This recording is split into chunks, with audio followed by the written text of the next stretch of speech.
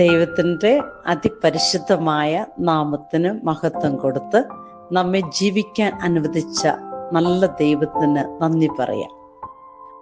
പലപ്പോഴും പല ജീവിത സാഹചര്യങ്ങളിലൂടെ കടന്നു പോകുമ്പോൾ പലരും പറയുന്നൊരു കാര്യമാണ്, എനിക്ക് ദൈവത്തിൻ്റെ ആവശ്യമില്ല, സഹായമില്ല, എനിക്ക് പണമുണ്ട്, പേരുണ്ട്, പ്രശസ്തിയുണ്ട്, ആളുകളുണ്ട്, ചുറ്റുപാട് മുഴുവനും അനുഗ്രഹീതമാണ്.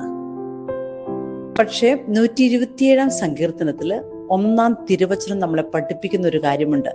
കർത്താവ് ഭവനം പണിയുന്നില്ലെങ്കിൽ പണിക്കാരുടെ അധ്വാനം വ്യർത്ഥം. കർത്താവ് നഗരം കാക്കുന്നില്ലെങ്കിൽ കാവൽക്കാരുടെ ഉണർന്നിരിക്കുന്നതും അതിൻ്റെ അധ്വാനവും വ്യർത്ഥമാണെന്ന്. ഏത് കാര്യത്തിലും നമുക്ക് വേണ്ടത് ദൈവാശ്രയ ബോധമാണ്. ദൈവത്തിൽ ആശ്രയിക്കുന്ന, വിശ്വസിക്കുന്ന ഒരു ദൈവ പൈതലിനെ ദൈവം ഒരിക്കലും കൈവിടുകയില്ല.